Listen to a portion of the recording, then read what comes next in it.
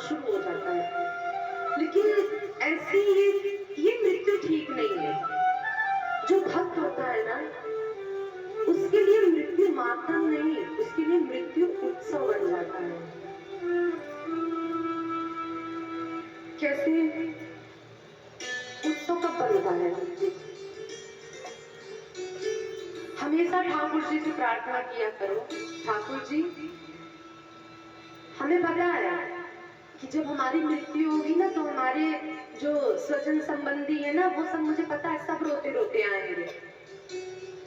और ठाकुर जी मेरी मृत्यु कैसी हो, भक्तजन गाते हैं।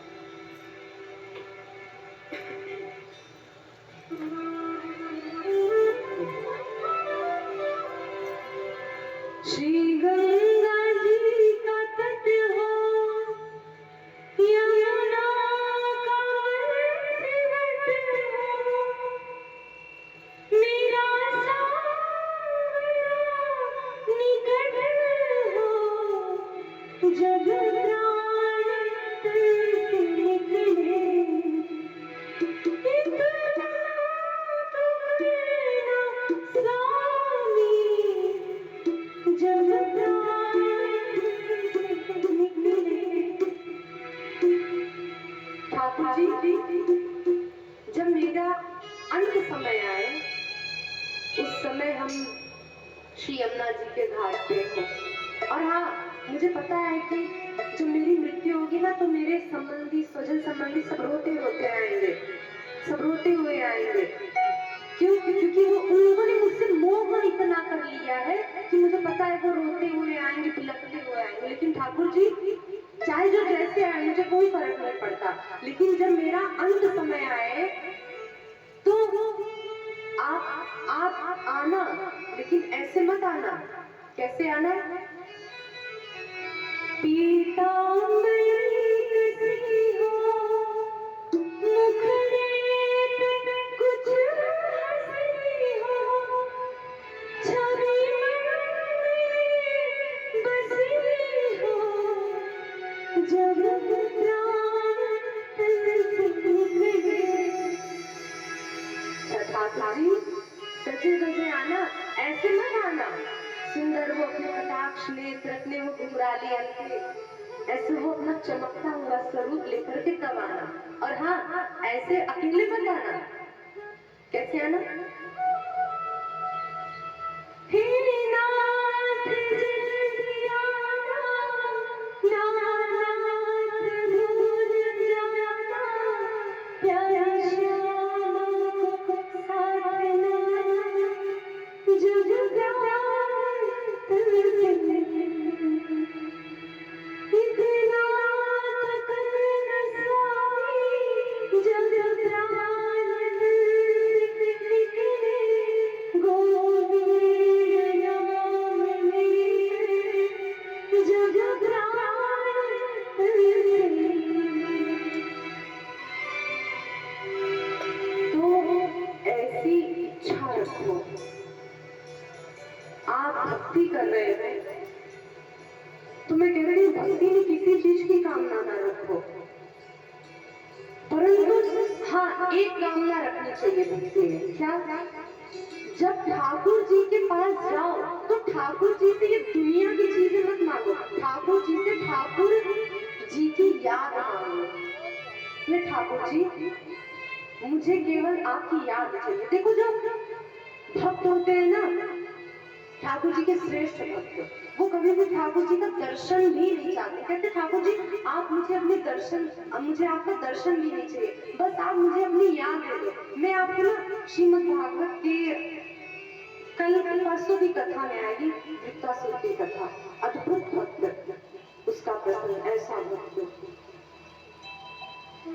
जो भक्त होते हैं ना, वो ठाकुर जी से ठाकुर जी का दर्शन भी नहीं मांगते, वो ठाकुर जी से ठाकुर कहते ठाकुर जी, बस आप मुझे अपनी याद दे दो, मैं बस आपकी याद में रोता रहूं, बिलखता रहूं, बस आपकी याद चाहिए। तो सबको ठाकुर जी से कोई दुनियादारी की चीजें की कामना नहीं करनी चाहिए। जैसे कि श्री कबीर दास जी ने कहा है कि बिन मांगा सो दूध है, बिन मांगा सो दूध है, मांग मिले तो पानी, और कहत कबीर वो खून है, जामे खींचा तानी। बिन मांगे जो मिल जाए वो दूध की तरह है, और जो मांगने पे मिले वो पानी की तरह है। और कहत कबीर वो खून है, जामे खींचा पानी, मतलब वो तामसी है। ठाकुर जी जैसे किसी की संतान नहीं होती, किसी के जीवन में धन का अभाव है, किसी चीज का अभाव है, तो हम ठाकुर जी से मांगते हैं, परंतु फिर भी हमको नहीं मिलता ना, तो हम खींचा तानी करते हैं, कहते ठाकुर जी दीजिए, हम ऐसा कर देंगे, वैसा कर देंगे। और देखो तरह तरह की मन्नत भी मांगते हैं। देखो ये मन्नत जो है ना, हम लोग जो कहते हैं ना, मानता मांगते हैं सब लोग, ये अच्छी चीज है, ठाकुर जी को पसंद नहीं है। जैसे मैंने शुरू में कहा, वो फिर हमारी वो व्यभिचारिणी भक्ति हो जाती है, मतलब हम ठाकुर मजदूर कहलाते हैं, ठाकुर जी से व्यापार कर रहे हैं लोग, मतलब तो ठाकुर जी की भक्ति में हमसे व्यापार नहीं करना चाहिए। ठाकुर जी से जब आप ठाकुर जी के समक्ष जाओ और ठाकुर जी से कहो, ठाकुर जी आपकी इच्छा, आप पूरे जीवन मुझे चाहे जितना कष्ट करो, चाहे जो दो, मेरे जीवन में सुख आए दुख आए कुछ भी आए, मुझसे ज्यादा समझदार आप हो, आपको पता है मेरे लिए ठीक क्या है।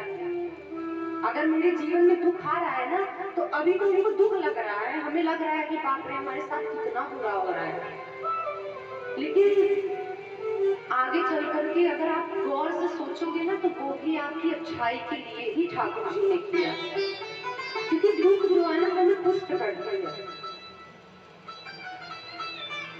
तो दुख कोई गलत चीज नहीं है। तो ठाकुर जी ने तो, ठाकुर जी आप मुझे दुख दो, सुख दो, जीवन में आप मुझे कुछ भी दो, परंतु अंत समय में जब मेरा अंत काल आए, उस समय आप मेरे सामने हो। सब यही प्रतिदिन ठाकुर जी से यही प्रार्थना करो कि ठाकुर जी कुछ भी आप करो, परंतु मेरे अंत काल के समय में आप मेरे समक्ष रहना, क्योंकि मृत्यु ही रह जाए ना, तो हमारे जीवन का ये साफल्य नहीं है। मृत्यु को कुछ अलग बनाओ, मृत्यु नहीं, मृत्यु गौना बन जाए। अब देखिए, ये जो 7 दिन की आप कथा सुनोगे ना, कल आपने पहले दिन की कथा सुनी, तो ठाकुर जी से आपका एक फेरा हो गया।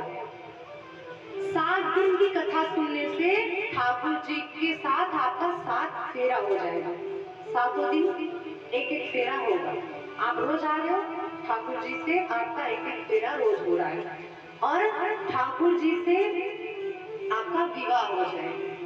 तो इस मृत्यु को ना गाना मतलब देखो, अभी किसी कन्या का विवाह होता है, तो उसका विवाह होता है, फिर उसके पश्चात ये भारतीय परंपरा है कि विवाह के पश्चात कन्या तुरंत नहीं जाती, वो गौना जब आता है तब जाती है। तो ऐसे ही ठाकुर जी से इन 7 दिनों में आपका विवाह हो जाएगा। तो ठाकुर जी कहेंगे चलो तुम यही रहो, तुम सब हमारी पत्नी हो। ये आत्मा होती है, ये पुरुष ना सोचो कि हम पत्नी है, सब पत्नी है ठाकुर जी। पुरुष तो केवल वो है, परम पुरुष केवल ठाकुर जी, बाकी हम सब उनकी पत्नी है। तो 7 दिनों में आपसे आपका ठाकुर जी का विवाह हो जाएगा। तो ठाकुर जी कहेंगे हाँ विवाह हो गया ना, यही रहो, गौना का इंतजार करो। गौना क्या है? मृत्यु ही गौना है। तब जब हमारी मृत्यु आएगी, तो 4 पालकी वाले आएंगे, रथी वाले, उस अर्थी रूपी उस पालकी में बैठ करके जाएंगे, और चिता रूपी विमान पे बैठ करके स्वयं प्रियतम के प्रदेश पहुंच जाएंगे। तो हमारा मृत्यु नहीं, उसको उत्सव बनाओ। हम लोगों ने मृत्यु को बड़ी अलग तरह से भयभीत हो जाते हैं। मृत्यु शब्द, अरे क्या बात कर रहे हो, मृत्यु इन सब की बात, लेकिन ये जो श्रीमद् भागवत है ना, यही मृत्यु की ही सिखाती है बात कि अपना मृत्यु कैसे बनाओ। श्री रामचरितमानस ये हमें जीना सिखाती है। श्रीमद् रामचरितमानस